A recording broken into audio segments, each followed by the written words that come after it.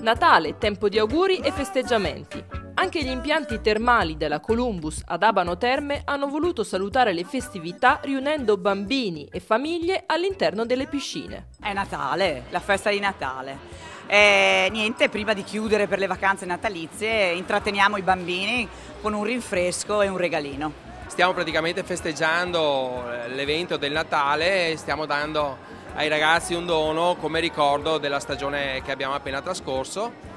E praticamente facciamo metà lezione e metà lezione dedicata allo svago, al rinfresco, a scambiarci gli auguri. Il Natale coincide con la chiusura del secondo ciclo dei corsi della scuola nuoto per quanto riguarda la stagione 2010-2011 ed è stata una bellissima occasione per creare un momento di socializzazione tra i bambini e le proprie famiglie. La festa si fa per fare in modo che i ragazzi abbiano possibilità anche di conoscersi meglio, di chiacchierare, lo stesso i genitori che poi possono comunque integrarsi e passare anche meglio il tempo nell'attesa dei ragazzi che fanno la loro lezione. La lezione è aperta, i genitori sono contenti, lo facciamo tutti gli anni. I genitori sono felici, vedono i figli per metà della lezione e per il resto della lezione festeggiano insieme. Si conoscono i genitori e soprattutto i genitori capiscono che cosa fanno i figli effettivamente qui.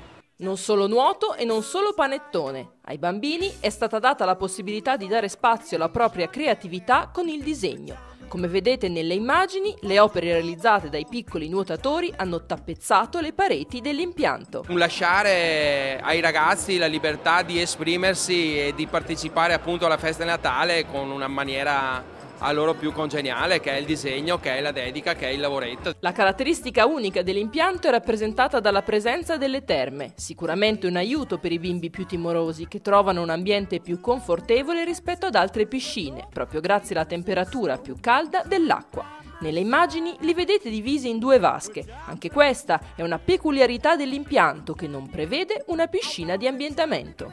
L'acqua è calda, soprattutto per i bambini che nuotano in vasca piccola sono molto più rilassati. L'approccio all'acqua come prima conoscenza in acqua calda è sicuramente migliore.